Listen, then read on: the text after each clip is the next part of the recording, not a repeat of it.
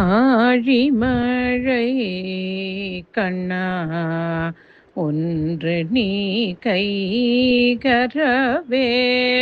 ஆழிமழை கண்ணா ஒன்று நீ கைகரவேல். ஆழியுள் புக்கு முகந்து கொட தேரி ஊழி முதல்வன்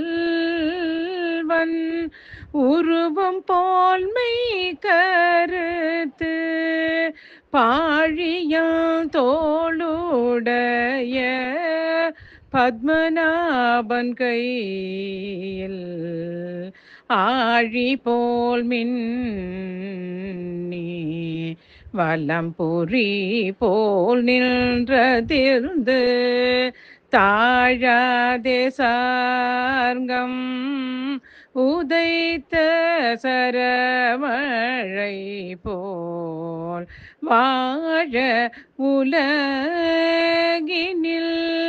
பெய்திடாய் நாங்களும் மார்கழி நீராட மகிழ்ந்தேலோரெம் பாவாய். ஆழிமழை கண்ணா. ஆழிமழை கண்ணா ஒன்று நீ கைகரவேல். ஆழியுள் புக்கு முகந்து கொடா தேரி.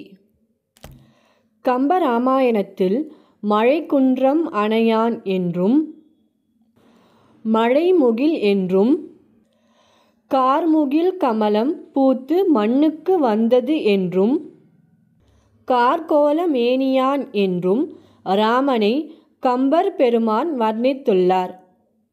ஆண்டாளும் ஆழிமழை கண்ணா என்று அழைக்கிறாள்.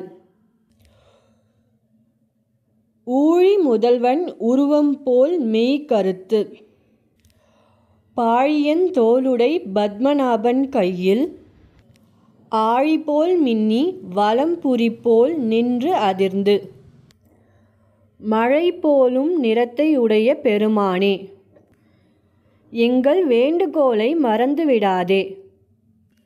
கடலுள் புகுந்து நீரை முகந்து கொண்டு வந்து உலகளந்த பெருமாளை போல் உருவம் கருத்து பத்மநாபன் ஆகிய திருமாலின் சக்ராயுதத்தை போல மின்னி அவனிடம் உள்ள வலம்புரி சங்கம் போல் இடி முழக்கி அவனது சாரங்கம் என்ற வில்லினின்று சீறிப்பாயும் அம்புகள் போல உலகறந்தார் வாழ்ந்திட வேண்டி மழை பொழிய அருள் செய்வாய்.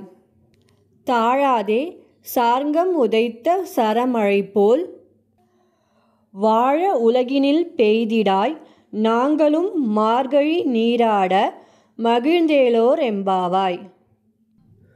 ஊழி காலத்து முதல் பெருமாள் திருமால், அவனது நிறம் கருமை. அதுபோல மழை மேகம் கருத்து வரவேண்டும் என்கிறது பாசுரம்.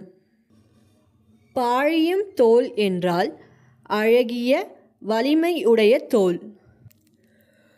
தோல் கண்டார் தோலே கண்டார் என கம்பர் வர்ணிப்பது இங்கு சிந்தனைக்குரியது. அறிவியல் கூற்றுப்படி மின்னல் அதாவது ஒலி அதிக வேகம் உடையது. அதற்கு அடுத்தபடிதான் ஒலி. எனவேதான் முதலில் மின்னல் பிறகு இடி. இதை இந்த பாசுரம் புலப்படுத்துகிறது.